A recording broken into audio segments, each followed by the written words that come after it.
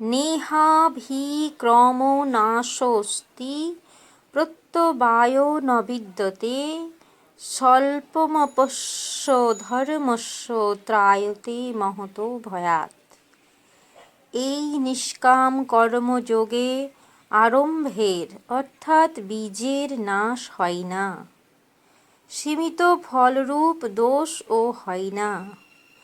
সেই জন্য এই নিষ্কাম কর্মের সম্পাদিত ধর্মের প্রতি অতি অল্প হলেও সাধন জন্ম মৃত্যুরূপ মহাভয় থেকে উদ্ধার করে।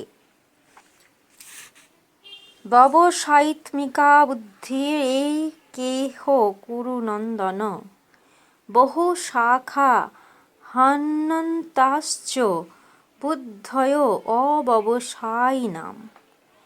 হে অর্জুন, এই নিষ্কাম কর্মযোগে ক্রিয়াত্মক বুদ্ধি একটাই, ক্রিয়া ও পরিণামও একটাই। আত্মিক সম্পত্তিই স্থায়ী সম্পত্তি। প্রকৃতির দ্বন্দ্বের মধ্যে থেকে এই সম্পত্তি ধীরে ধীরে অর্জন করাই ব্যবসা। এই ব্যবসা ও নিশ্চয়াত্মক ক্রিয়াও একটাই, অথবা তাহলে যারা পূর্ব ক্রিয়ার বিস্তার করেছেন তাঁরা কি ভজন করেন না? শ্রীকৃষ্ণ বললেন না, তারা ভজন করে না। সেই সকল ব্যক্তিগণের বুদ্ধি বহু শাখা বিশিষ্ট হয় এবং সেই জন্যই অনন্ত ক্রিয়ার বিস্তার করে নেয়। যামিমাং পুষ্পিতাং বাচং প্রবদন্ত বিপশ্চিতঃ বেদবদ্বরাতা পার্থ নান্যদস্তি নিবাদিতঃ। কামাত্মান স্বর্গপরা জন্ম কর্ম ফলপ্রদাং ক্রিয়া বিশেষ বহুলাং ভোগৈশ্বর্য গতিং প্রতি। পার্থ, সেই পুরুষগণ কামনাযুক্ত, বেদ বাক্যে অনুরক্ত, স্বর্গকেই চরম লক্ষ্য বলে মনে করেন। এর থেকে উত্তম আর কিছু নেই। তাঁরা এইরূপ বিশ্বাস করেন। এই সকল অবিবেকীগণ জন্ম মৃত্যুরূপ ফল প্রদানকারী ভোগ এবং ঐশ্বর্য লাভের জন্য বহু ক্রিয়ার বিস্তার করে থাকেন। ভোগৈশ্বর্য প্রবক্তানাং তয়াপহৃতচেতসাং ব্যবসায়ত্মিকা বুদ্ধি সমাধৌ ন বিধীয়তে। তাঁদের বাণীর প্রভাব যাদের যাদের চিত্তের উপর পড়ে অর্জুন, তাদের বুদ্ধি নাশ হয়, কিছু লাভ করতে পারেন না। সেই বাণী বিমুগ্ধ চিত্ত এবং ভোগ ঐশ্বর্যে আসক্ত সেই পুরুষগণের অন্তঃকরণে ক্রিয়াত্মক বুদ্ধি থাকে না। ইষ্টে সমাধিস্থ হওয়ার নিশ্চয়াত্মক ক্রিয়া তাদের মধ্যে থাকে না। ত্রৈগুণ্যো বিষয়া বেদা নিস্ত্রৈগুণো ভবার্জুনঃ নির্দ্বন্দ্বো নিত্যসত্ত্বস্থো নির্যোগক্ষেমো আত্মবান। অর্জুন, বেদ ত্রিগুণ পর্যন্ত প্রকাশ করে থাকে, এর বেশি কিছু থাকে না। সেই জন্য হে অর্জুন, তুমি এই 3 গুণ অতিক্রম করে উপরে ওঠো, অর্থাৎ বেদের কার্যক্ষেত্র পার করো। কিরূপে?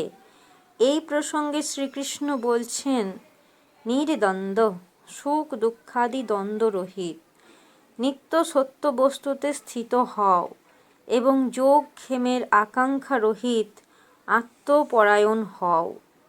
এইভাবে ঊর্ধ্বে ওঠো।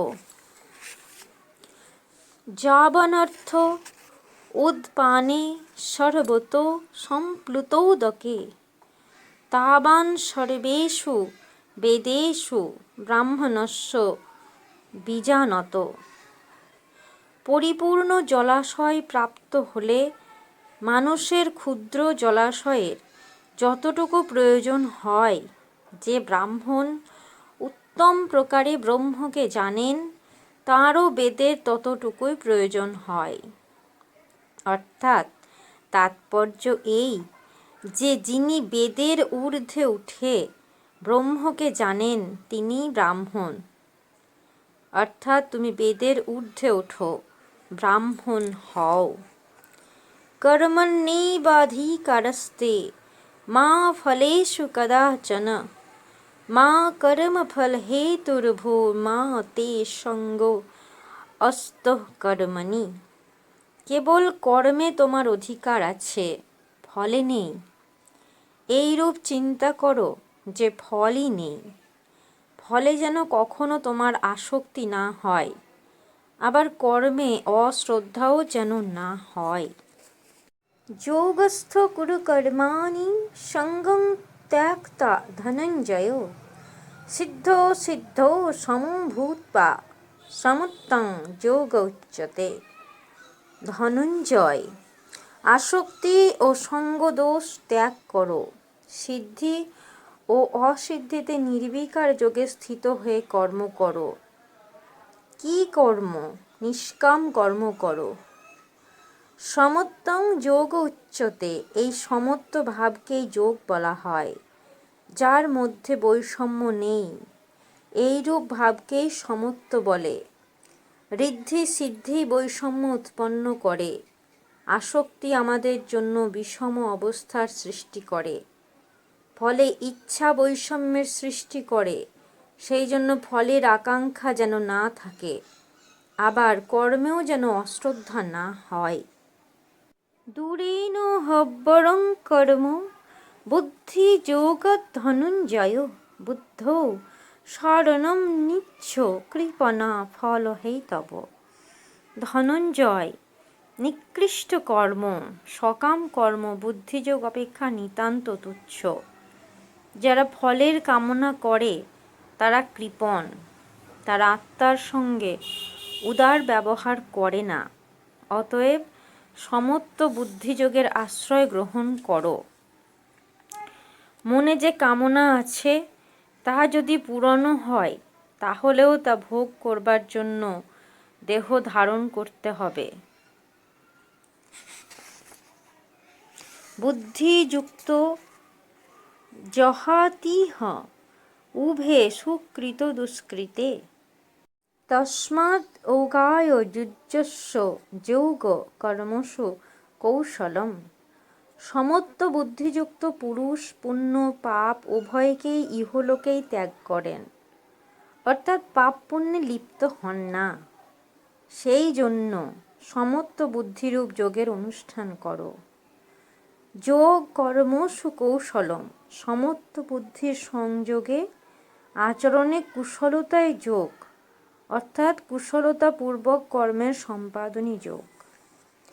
কর্মজং বুদ্ধিযুক্তা হি ফলং ত্যক্তা মনীষিণঃ জন্ম বন্ধ বিনির্মুক্তা পদং গচ্ছন্ত নাময়ম। বুদ্ধিযোগযুক্ত জ্ঞানীগণ কর্মজাত ফল ত্যাগ করে জন্ম মৃত্যুরূপ বন্ধন থেকে মুক্ত হন। তারা নির্দোষ অমৃতময় পরম পদ লাভ করেন। যদা তে মোহকলিলং বুদ্ধির্ব্যতীতোরিষ্যতি তদা গন্তাসি নির্বেদং শ্রোতব্যস্য শ্রুতস্য চ। যখন তোমার বুদ্ধি মোহরূপ কর্দম অতিক্রম করবে, লেশমাত্র মোহ থাকবে না, বরং পুত্র ধন প্রতিষ্ঠা এগুলির সঙ্গে যে সম্বন্ধ তা ছিন্ন হয়ে যাবে। তখন যা শ্রবণযোগ্য তা তুমি শুনতে পাবে এবং শোনার ফলস্বরূপ বৈরাগ্য উৎপন্ন হবে, অর্থাৎ তা আচরণ করতে সমর্থ হবে। এখন যা শ্রবণযোগ্য তা তুমি শোনোনি, তাই আচরণের প্রশ্ন ওঠেই না। এই যোগ্যতার উপায় পুনরায় আলোকপাত করে প্রভু বললেন, শ্রুতি বিপ্রতিপন্না তে যদা স্থাস্যতি নিশ্চলা সমাধাবচলা বুদ্ধিস্তদা যোগম বাপ্স্যসি। নানা বেদবাক্য শ্রবণে বিক্ষিপ্ত তোমার বুদ্ধি যখন পরমাত্ম স্বরূপে সমাধিস্থ হয়ে অচল স্থির হবে, তখন তুমি সমত্ব যোগ লাভ করবে, পূর্ণ সমস্থিতি লাভ করবে, যাকে অনাময় পরমপদ বলে। এই হলো যোগের পরাকাষ্ঠা এবং অপ্রাপ্তের প্রাপ্তি।